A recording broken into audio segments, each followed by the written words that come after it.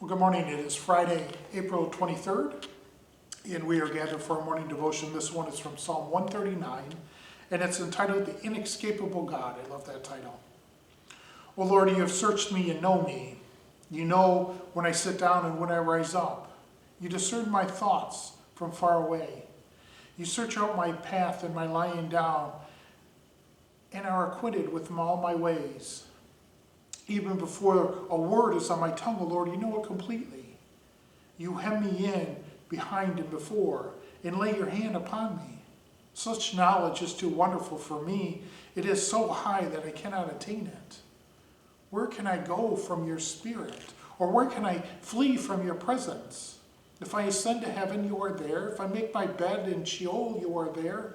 If I take the wings of the morning and settle at the farthest limits of the sea, even there your hand shall lead me, and your right hand shall not hold me fast.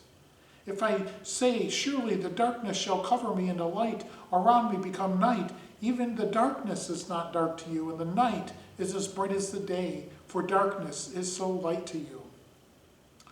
For it was you who formed my inward parts. You knit me together in my mother's womb. I praise you, for I am fearful and wonderfully made. Wonderful are your works that I know very well. My frame is not hidden from you when I was being made in secret, intricately woven in the depths of the earth. Your eyes beheld my unformed substance. In your book were written all the days that you formed for me, and none of them has yet existed. How weighty to me are your thoughts, O God. How vast is the sum of them. I try to count them. They are more than the sand. I come to the end, and I am still with you. Oh, that you should kill the wicked, O God, and that the bloodthirsty shall depart from me. Those who speak of you maliciously and lift themselves up against you for evil. Do I not hate those who hate you, O Lord? And do I not loathe those who rise up against you? I hate them with perfect hatred. I count them my enemies. Search me, O God, and know my heart. Test me and know your thoughts. See if there is any wicked way in me, and lead me in the way of everlasting. Love this psalm. This may be my favorite one that we have read so far.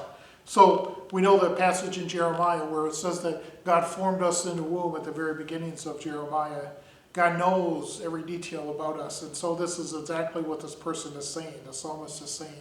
He's saying that God knows everything about us. God knows about us before we even existed. God has written in his book all of the days of our lives, even though they don't yet exist.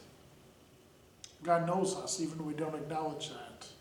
We call that prevenient grace in our Wesleyan theology, a grace that is with us before we acknowledge our God. Prevenient means that which is before. So when we baptize a baby, it's all about prevenient grace. The grace of God is with this child before the child can even acknowledge God.